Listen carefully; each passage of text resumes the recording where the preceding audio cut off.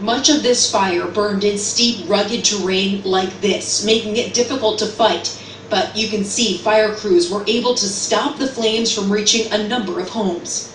Farther north, the Kincaid fire is devastating Sonoma wine country. It devoured one of the state's oldest wineries. At least 96 structures have been destroyed, almost half are homes. The evacuation area is unprecedented. We've got nearly 100,000 people having to flee their homes. Residents and their pets flock to evacuation centers like these to wait it out. The winds are so crazy up on the hills. You know, they said it's literally like a flamethrower. Crews are hosing down hot spots and trying to prevent flare-ups when the winds pick back up on Tuesday. 43 counties in California are under red flag warnings, and more than 2 million people are without power after a utility company shut it off to prevent equipment from starting fires into the strong winds. And while people here in Ohio get ready for Halloween, those living out west in Colorado are digging out. Now, folks, I can remember when I was a kid living in Colorado, one year I trick-or-treated in almost a foot of snow. That's what they could be doing this week. Tonight, the snow is making it tough for drivers, and later this week, a new round of snow. Yeah, you think it looks pretty, it can just stay right there. But the positive here, the snowpack's going to help with the fire danger. Oh, is this snow story one of those, like, I walked uphill the snow both days in the snow? Yeah, exactly. And we had to go trick-or-treating in the snow. But you know what? I'm with you, because I grew up in Northeast Ohio, and we get all that lake effect snow, so it just... In October? Not in October, no. Okay. Colorado's a special breed out there. But in Colorado, I lived in Alaska, and Halloween's where there's plenty of snow to go around. Oh, God. Okay, moving on, because that's scary enough. Let's talk about the rain that we had this weekend. Yes, I know, everybody hated it if you were outside in it, and there were a lot of folks who had to go outside. That was the real big problem, is that we knew we needed the rain, and it's okay to have it, it's just we didn't want to have it when we had plans. But we got it. We got about an inch of rain. That's about what we expected. About an inch and a quarter over to Greenville and over into central Ohio and down into Cincinnati, real similar numbers. So we're quiet weather tomorrow, but then rain and gusty winds coming in late week, and that's going to include Halloween. So if you're headed out to do things with Halloween, then you're going to be impacted by that. We'll talk about that in a second. Then turning much colder as we head towards late week and into the weekend. Right now, temperatures are okay. About 55 degrees, partly cloudy skies across the city. City's looking good. Got other areas that are in the 50s as well. Might be a little cooler for us in Wilmington, though, down to 48. I think this is an outlier. Springfield, I don't think you're at 39. I think something's wonky with that sensor.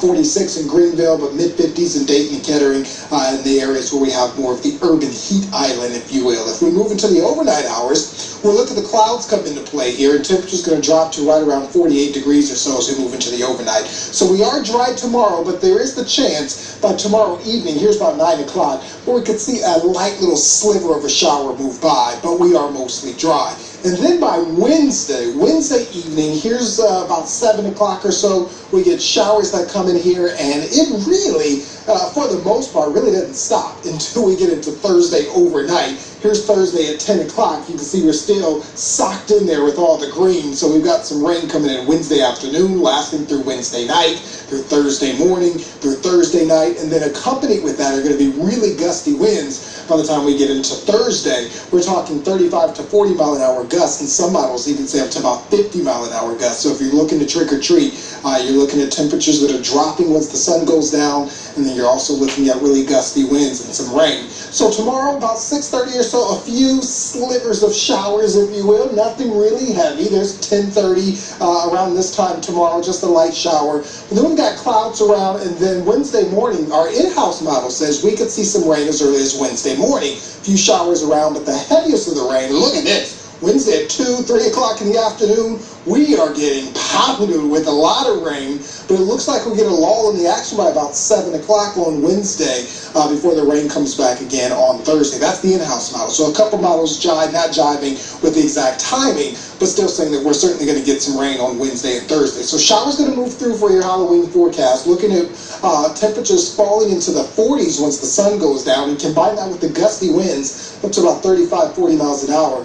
it's going to be miserable. You want to make sure you got a warm and waterproof costume is what you want to make sure you do. 48 degrees overnight tonight, a few clouds. We'll call it partly to mostly cloudy. 66 tomorrow. Clouds are more than likely going to stay cloudy all day tomorrow. You may wake up with a little bit of sunshine, but it'll turn cloudy really quickly. Then we got some rain for Wednesday and Thursday, and temperatures in the 60s there. Then 35 Thursday night. That's what I'm talking about. It turns really cold. Then by the time we head into the day on Friday, we got 47 degrees, cloudy skies. It's going to be windy on Friday, so that 47, there's going to be a wind chill in there. Then Saturday, wake up to 30 degrees, 48 degrees for a high and breezy. And then don't forget to set your clocks back on Saturday. We fall back 1 hour before you go to bed, so you get at least an extra hour of sleep. Of course, Kirsty Zontini and Jesse Mag will have you covered first thing tomorrow morning, daybreak starting at 4:25. This might look like a Halloween decoration, but it's really a satellite. It fell out of the sky. Who owns it and why it ended up in this front yard? Live Doppler 7 radar for the fastest, most accurate severe weather warnings.